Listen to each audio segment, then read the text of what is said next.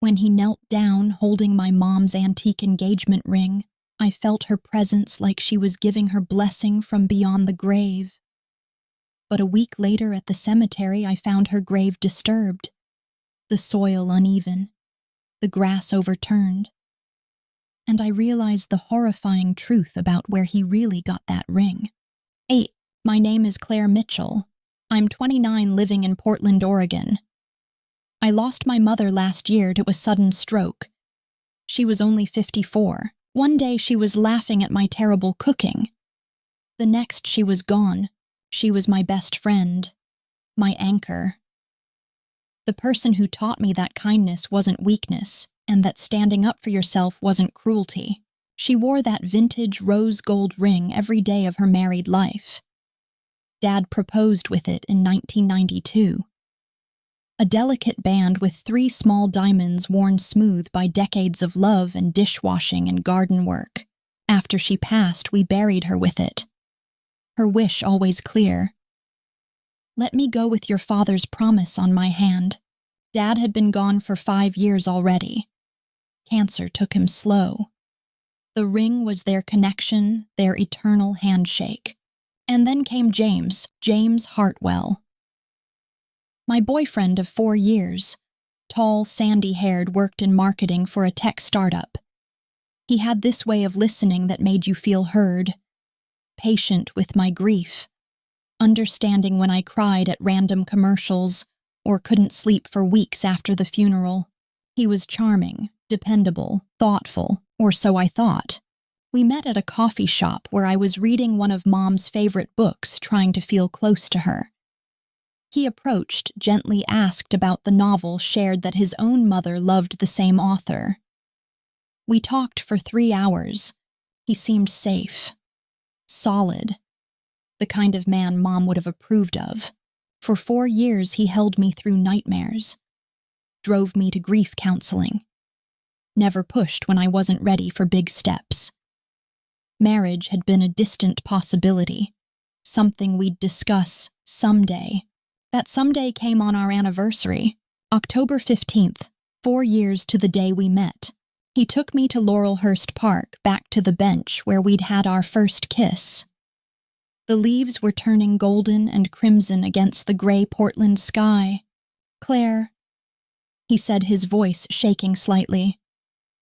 These 4 years have been the best of my life. I smiled, thinking he was being romantic. We'd exchanged gifts before. Usually something small, a book, a bottle of wine. Then he dropped to one knee. My heart stopped. He pulled out a small velvet box, opened it slowly. Inside was my mother's ring. I gasped. Actually gasped. The sound caught in my throat like I was drowning. How? I whispered. I thought she was buried with it. The ring looked exactly as I remembered. Rose gold catching the afternoon light. Those 3 diamonds, modest but perfect. The slight wear on the band where Mom's fingers had rubbed it unconsciously. James smiled. That warm, reassuring smile I'd fallen in love with. She wanted you to have it, he said. I spoke to your Aunt Linda. She said it was okay, that your mom would want her ring to live on with us. I wanted to believe him. I needed to. The ring represented everything. Mom's blessing, Dad's love, a continuation of their story into mine. So I said yes. I cried. He cried. An elderly couple walking their dog stopped to congratulate us. The whole moment felt ordained, like the universe was finally giving me something beautiful after so much loss. But something didn't sit right. Maybe it was the way James had hesitated for just a fraction of a second when he mentioned Aunt Linda. Or how he'd avoided my eyes when he said Mom wanted me to have it. Grief makes you paranoid sometimes. Second-guess everything. I told myself I was overthinking, but the feeling gnawed at me. Aunt Linda, Mom's younger sister, was the one he claimed gave permission. She was my mom's executor, the one who'd helped arrange the funeral. But she'd been in France for 3 months working on some art restoration project in Lyon. I called her that night. It was early morning in France. Linda's voice sounded groggy, confused. Claire, honey, what's wrong? It's 6 a.m. here. Linda, I need to ask you something. Did James contact you about Mom's ring? Silence. What ring, Claire? Honey, your mother was buried with that ring. You know that. We talked about it. She made me promise years ago. My stomach dropped. The engagement ring on my finger suddenly felt ice cold. James said you gave him permission to... I've never spoken to James, not once. Claire, what's going on? I couldn't answer. Couldn't breathe.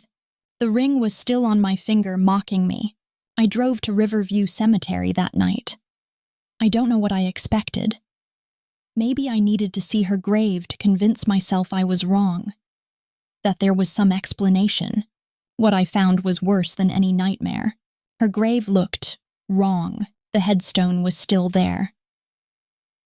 Margaret Ellen Mitchell, beloved wife and mother. But the ground around it looked disturbed, the soil uneven. The grass overturned in patches like someone had tried to resod it quickly. There was a faint scent in the air. Earth and rot and something else. Something that made my skin crawl. I knelt down, ran my hands over the uneven ground. The grass was different colors. Some patches newer than others. Someone had been here. Someone had dug. I called the cemetery office first thing in the morning, my voice shaking so badly I could barely speak. This is Claire Mitchell. I need to know if anyone has accessed my mother's grave. Margaret Mitchell, Section 12, Plot 47. The manager, Mrs. Chen, sounded concerned. Let me check our records. We keep detailed logs of all maintenance and visitor access. The wait felt eternal. Ms. Mitchell, there's no record of any authorized work on that grave. But let me check our security footage. Security footage. Of course, the cemetery had cameras. 20 minutes later, she called back. Ms. Mitchell, I need you to come in. There's something you need to see. The security office was small, cramped, smelling of coffee and disinfectant. Mrs. Chen sat me down in front of a grainy monitor. This is from 3 nights ago, Tuesday around 2 a.m. The footage was black and white, but clear enough. A car pulling into the cemetery. Parking near Section 12. A figure getting out. Moving toward the graves with something in hand, a shovel. For 2 hours the figure worked, digging, then filling, then smoothing. The timestamp showed Tuesday night. James had proposed on Friday. Can you enhance the license plate? I asked. Mrs. Chen nodded grimly. A few keystrokes later, the image sharpened. James's Honda Civic. The same car I'd ridden in hundreds of times. I threw up in Mrs. Chen's wastebasket. I'm calling the police, she said quietly. Wait. My voice was barely a whisper. I need to confront him first. I drove home in a daze. The engagement ring felt like it was burning my finger. James was in our apartment cooking dinner, humming while he stirred pasta sauce. Looking so normal, so innocent. Hey, beautiful, he said when I walked in. How was your day? I stared at him.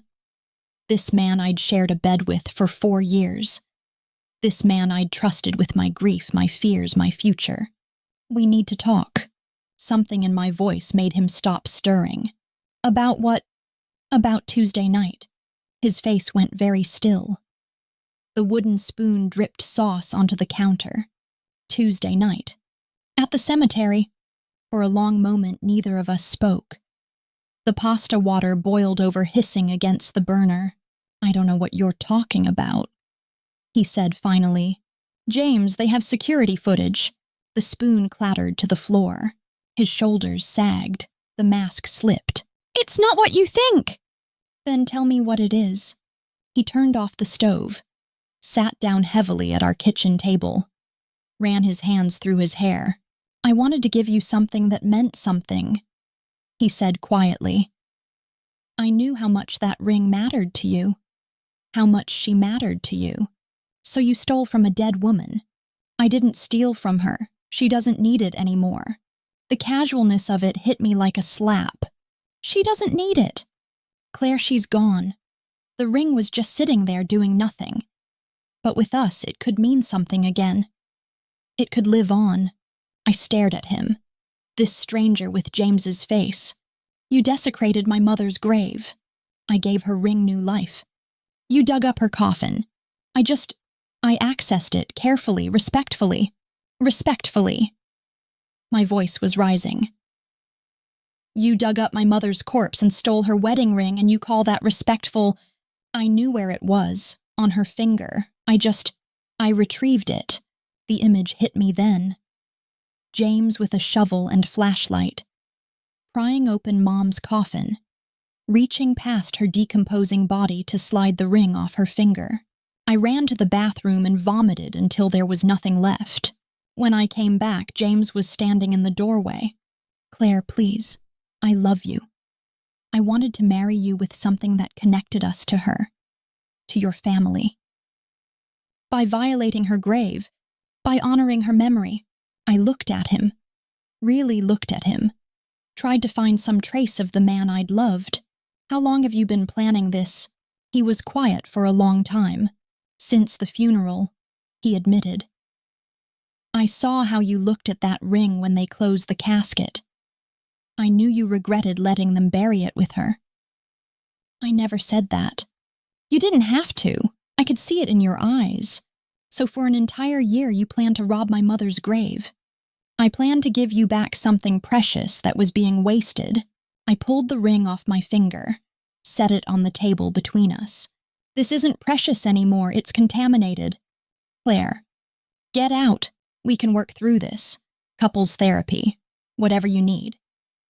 Get out of my apartment. It's our apartment, our life, our future. I looked at him one more time. This man who'd held me while I grieved, who'd seemed to understand my pain, who'd turned my mother's resting place into his personal jewelry store. We don't have a future. I returned the ring the next morning.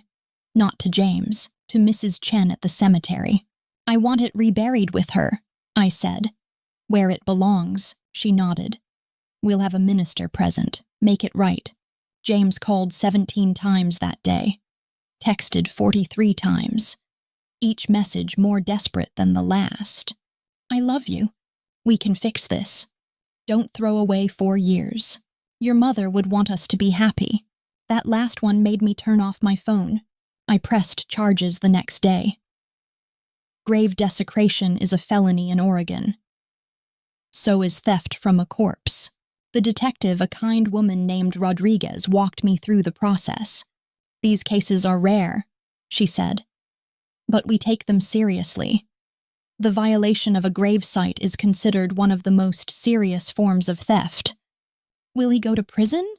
Possibly. Depends on his record, his lawyer, how he pleads. James hired an expensive attorney. Tried to plead it down to a misdemeanor. Claimed he was temporarily insane with love. The prosecutor wasn't buying it. This wasn't a crime of passion, she told me. This was premeditated, planned for months. He brought tools. He researched cemetery security. He chose a night when he knew he wouldn't be seen. The trial was mercifully brief. James pled guilty to avoid jail time. Got 2 years probation community service and a permanent criminal record. I never saw him again after the sentencing. But the real damage wasn't legal. He desecrated more than a grave. He desecrated my trust, my memories of our relationship, my ability to believe in the goodness of someone I loved. For months afterward, I questioned everything. Every sweet gesture from our 4 years together. Every moment of comfort he'd offered during my grief. Had any of it been real? Or was he always planning this violation? I moved out of our apartment. Couldn't stand being in the space where he'd cooked dinner with stolen jewelry in his pocket. I went to therapy. Talked through the betrayal with Dr. Sarah Kim, a grief counselor who specialized in complicated losses. The person you loved and the person who did this can both be real, she told me. People are capable of compartmentalizing, of being genuinely caring in some ways while being deeply selfish in others. But how could I not see it? Because he didn't want you to see it, and because you were vulnerable. Grief makes us depend more heavily on the people who seem to understand our pain. It took me almost a year to visit Mom's grave again. When I finally did, it looked peaceful. The grass had grown back evenly. The headstone had been cleaned. Someone had planted small flowers around the border. Mrs. Chen had told me they'd reburied the ring with a brief ceremony.